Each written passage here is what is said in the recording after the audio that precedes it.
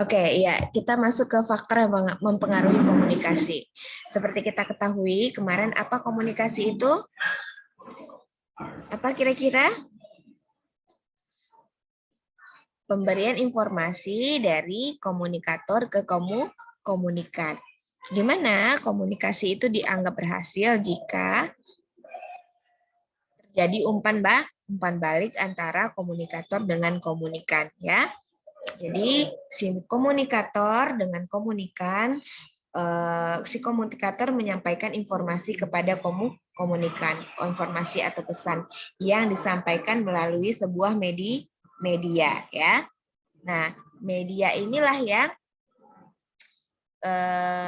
menghubungkan antara komunikator dan si komunikan. Nah, sekarang kita akan membahas nih terkait faktor-faktor apa aja sih yang mempengaruhi komunikasi. Tentunya ada faktor yang menghambat komunikasi itu terjadi, ya. Ada faktor yang membuat komunikasi itu tidak sampai.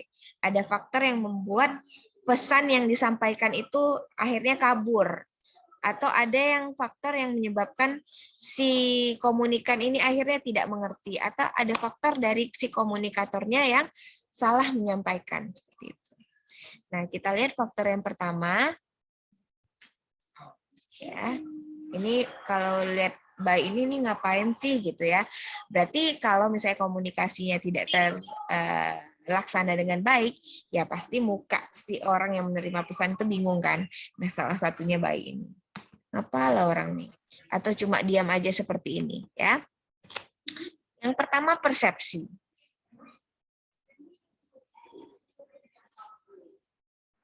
Oke, persepsi ini adalah cara seseorang menyerap sesuatu yang terjadi di sekelilingnya, ya. Jadi persepsi ini dipengaruhi oleh fungsi panca indera dan otak dan pengalaman masa lalu. Jadi otak kita di sini berperan aktif sekali dalam pencernaan informasi. Nah, yang sering terjadi adalah mispersepsi.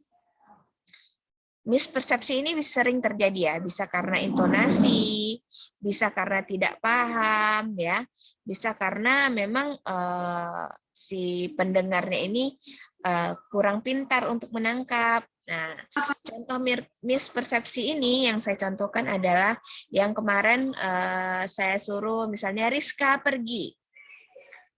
Dengan Rizka pergi, itu dua arti yang berbeda kan.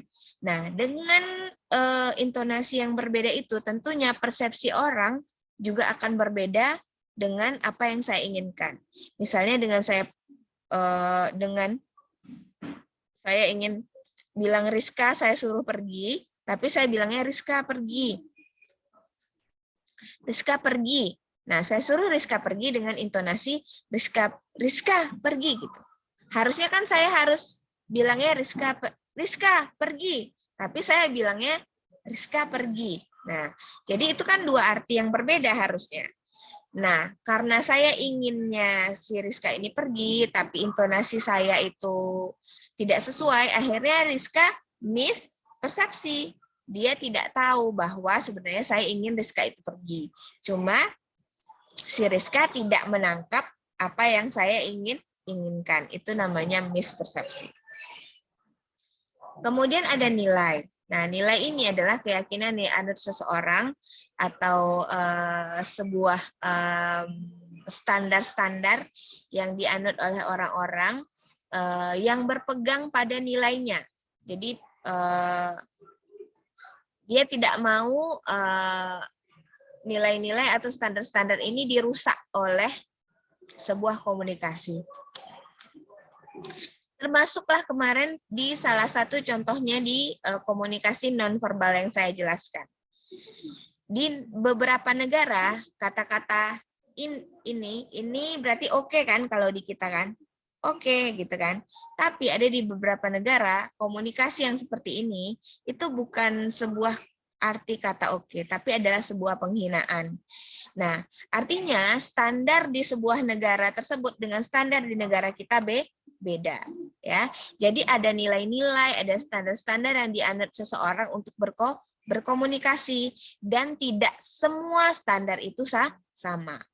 Ya, seperti saya bilang tadi, yang kata oke tadi ini di kita itu belum tentu sama oke di orang lain.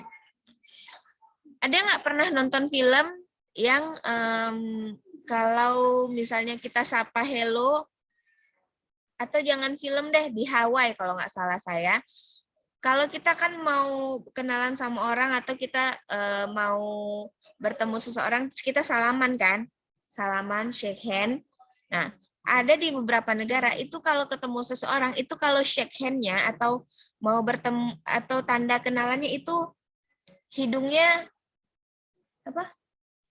Harus hidung ketemu hidung gitu. Nah, itu keyakinannya. Tapi apakah itu nilai-nilai itu sama di Indonesia? Tidak ya. Jadi komunikasi itu dipengaruhi oleh nilai-nilai. Jadi kalau misalnya kita tidak memperhatikan nilai-nilai ini, berarti komunikasi kita bisa terhambat.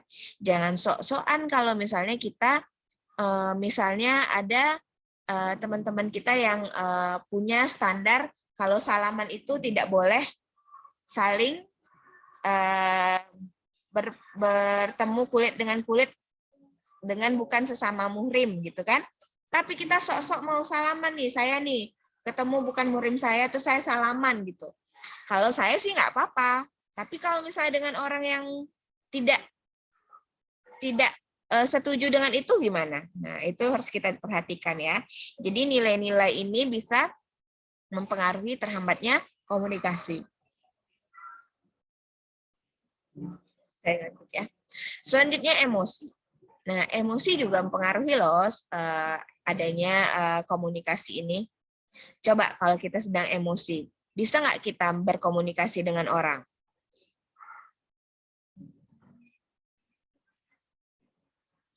Ada kalanya ketika kita sedang emosi, apalagi kalau cewek-cewek, misalnya lagi mengungkapkan rasa marah, itu ketika dia mengungkapkan rasa marah, tiba-tiba aja langsung menangis, terus langsung kalimatnya tidak jelas. Kayak kumur-kumur itu, aku udah bilang sama kamu kalau kamu gini. Itu berarti ini udah sambil nangis, terus sambil ngomong, sambil marah-marah. Kira-kira pesan yang akan disampaikan bisa diterima nggak oleh komunikannya? Belum tentu, ya kan? Atau nih sambil marah ketika emosi nih, kita mau menyampaikan emosi, kita mau menyampaikan sesuatu ke orang bahwa saya tidak suka diganggu ketika saya ngomong gitu. Tapi kalau orang yang emosinya mudah terkendali, itu cukup bilang, mohon maaf, saya lagi ngomong, jangan diganggu. Nah, apa kabarnya kalau ada orang yang ketika dia emosi terus lagi ngomong, dia nggak suka nih diganggu, terus langsung tinju aja. Itu orang ngerti nggak apa maksud dia? Kok tiba-tiba langsung tinju? Nah, itu berarti emosi mempengaruhi komunikasi. Paham ya? Apalagi nih kalau misalnya nih kita jadi perawat. Nah, tantangannya jadi perawat adalah menghadapi keluarga pasien. Keluarga pasien itu guys, kalau kalian misalnya kerja di rumah sakit, apalagi kondisi pasiennya tidak bagus, terus keluarganya menuntut banyak, itu keluarganya pasti marah-marah, ya. Tapi kita itu tidak mungkin ikutan marah-marah kan? Kalau misalnya kita ikutan marah-marah apa jadinya? Ya tidak tersampaikan kan apa yang sebenarnya ingin kita sampaikan ke keluarga. Ibu kenapa marah-marah sih? Ibu udah tahu kalau ini repot. Ibu marah-marah juga sama saya. Apakah harus seperti itu? Nah, cukup sampaikan informasi bahwa keadaan pasien sudah ditangani dengan semaksimal mungkin. Bapak Ibu silahkan berdoa dan sama-sama kami di sini juga berusaha sebaik-baiknya. Nah, itu kan informasinya akan lebih baik daripada ikutan marah-marah ya. Ketika kita marah sebagai perawat, keluarga marah-marah terus akhirnya terjadi perkelahian dan lain-lain. Mana ya? Coba cari ya. Mami ngajar dulu ya. Oke. Oke. Tunggu Mami ngajar dulu. Oke. Biar rusak ketuk Mami ya. Sebentar ya guys, di post dulu ya.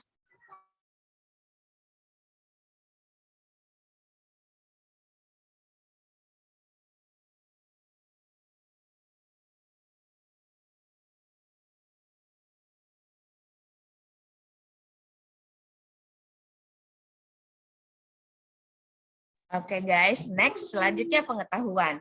Nah, pengetahuan ini sangat penting ya. Kenapa saya bilang seperti ini? Karena sebelum kita berkomunikasi, kita harus identifikasi dulu pengetahuan komunikan atau si penerima informasi kita. Ya. Kenapa seperti itu? Nih, kalian kan sudah belajar promkes kan? Halo guys. Sudah belajar promkes kan? Nah, kita harus mempertimbangkan kita harus mempertimbangkan bagaimana cara kita berkomunikasi dengan pasien-pasien atau orang-orang yang tingkat pendidikannya lebih rendah atau tingkat pengetahuannya rendah terkait dengan informasi yang kita berikan. Contohnya apa? Contohnya nih, ini kan kalian belajar nih anatomi, belajar fisiologi, belajar KMB. Tentu kalian tahu kan semua bahasa-bahasa aneh itu. Nah, terus kalian nih datang pergi ke pasiennya lulusan SD, ya.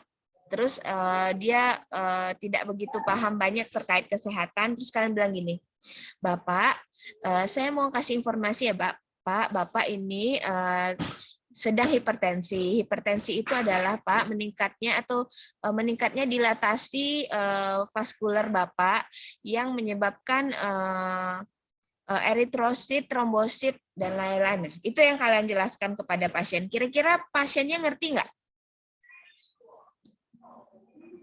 Kalian pakai bahasa dewa kan? Nah, itu namanya kalian pakai bahasa dewa yang hanya kalian sendiri yang ngerti. Tapi kalau misalnya Bapak, Ibu, hipertensi adalah meningkatnya tekanan darah Bapak Ibu saat ini. Ya, nanti kalau di rumah supaya tensinya tidak tinggi, Ibu kurangi ya makan makanan yang asin. Nah ya, jangan pula kita ke pasien itu kita jelaskan Bapak Ibu nanti kalau di rumah jangan gunakan natrium yang banyak ya Ibu. Nanti bisa meningkatkan osmosis dari vaskular sehingga meningkatkan tekanan darah Bapak Ibu. Nah, apakah kita ngomongnya seperti itu? Tidak kan? Nah, jadi kita harus memahami bahwa pengetahuan itu harus kita perhatikan, terutama pengetahuan komunikan kita. Oke? Selanjutnya, peran dan hubungan. Nah, ini peran dan hubungan, perawat akan merasa nyaman dengan sikap terbuka ketika berkomunikasi dengan teman sejawat. Jangankan perawat, kita ngomong dengan teman kita aja pasti lebih nyaman daripada ngomong dengan orang asing. Dan komunikasi akan lancar bila kedua pihak saling mengenal. Ya, betul. Ya, kalau kita kenal satu sama lain, tentu ngobrol kita akan lebih nyaman atau lebih enak atau lebih nyambung ya. Apalagi dengan teman curhat, dengan teman akrab dan lain-lain ya. Semua kita ceritakan. Tapi kalau misalnya kita ngomong dengan orang yang ini siapa ya, gitu ya, atau ini ngapain ya, itu juga berpengaruh ya terhadap kita berkomunikasi. Jadi apalagi untuk teman-teman yang mungkin pemalu ya, itu ketika bertemu dengan orang asing, ya diam-diam orang itu ya diam kita gitu. Tapi kalau misalnya ada yang suka so akrab ya, siapa namanya? Oh, nama aku Eka. Kamu tinggal di mana? Oh, tinggal di situ. Iya. Oh, kamu ini. Nah, itu kalau orang yang so akrab ya. Tapi kalau orang yang orangnya introvert dan pemalu ya itu untuk berbicara dengan orang lain yang tidak kenal itu juga pasti sulit. Nah, berbeda posisinya kalau kita dengan kita adalah perawat, kemudian ada pasien. Walaupun kita tidak kenal, tapi setidak-tidaknya kita di situ adalah perawat, tenaga kesehatannya, dan pasien kita adalah pasien, yang otomatis kita akan melakukan komunikasi. Kemudian lingkungan. Ini memang merupakan salah satu penghambat sekali terhadap sebuah komunikasi. Kalau kita ngomong nih, terus lingkungannya ribut. Kira-kira tersampaikan nggak komunikasi kita?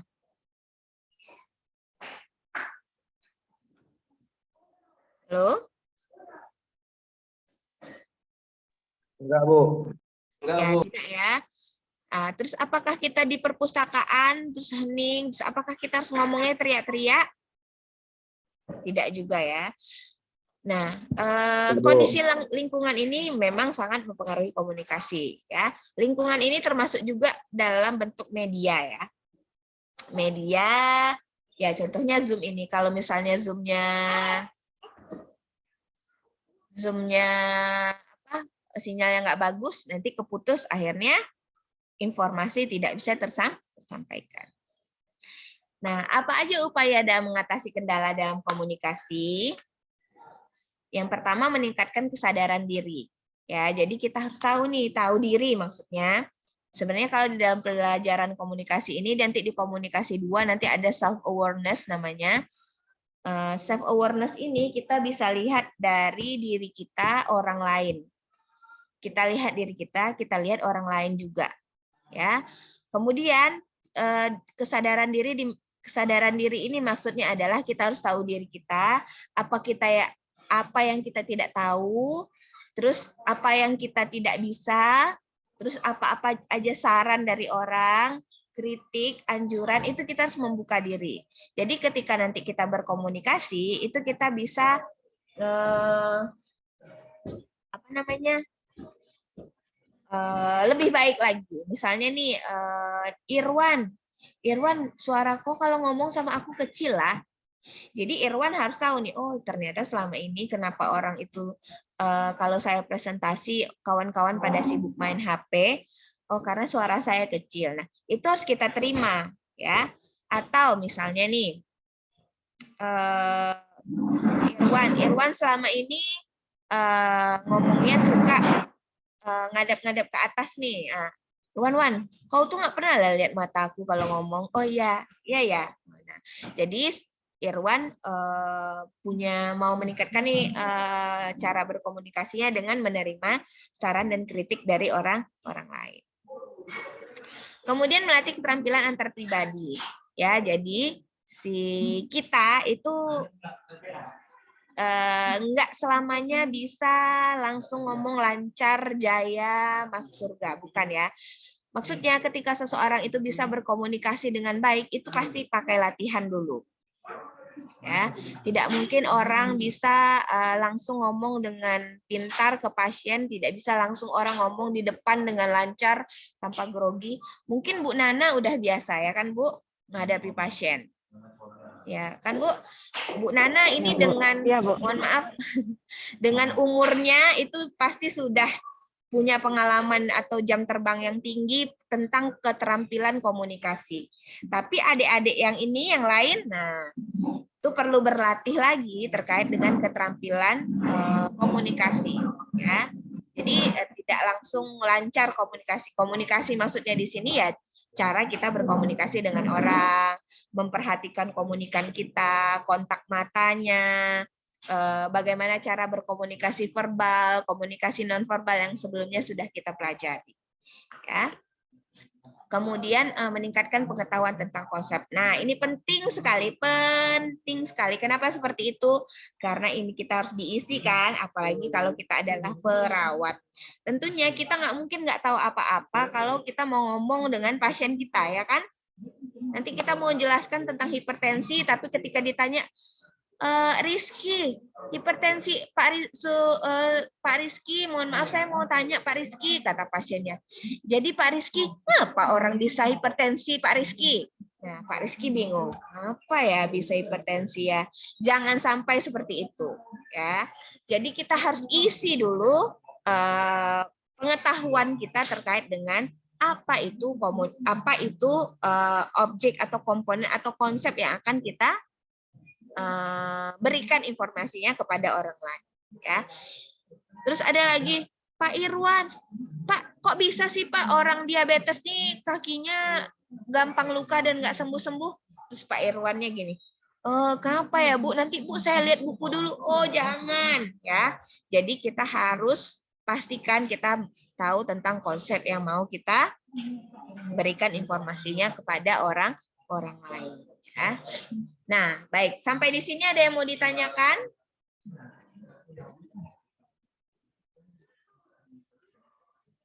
Ada yang mau ditanyakan, guys?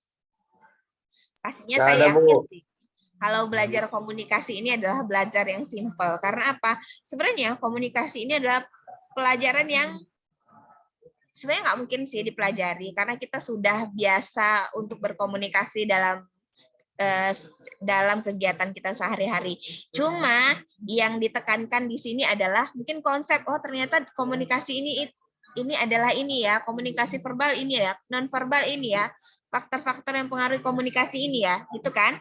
Nah, tinggal diingat aja karena sudah biasa kan kita laksanakan. Cuma yang kita pelajari sekarang adalah konsepnya, yang kalau menurut saya nanti ketika ujian, ketika saya tanya, saya yakin nih semua dapat 100. Amin. Amin ya. Habis ini UTS kan? Amin, Bu. Iya, Bu.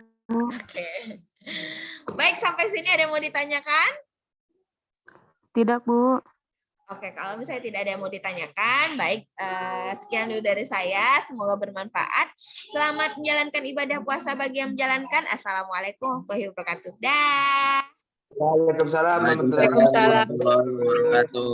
Waalaikumsalam warahmatullahi wabarakatuh. Terima kasih ya, Bu. Dadah, Bu.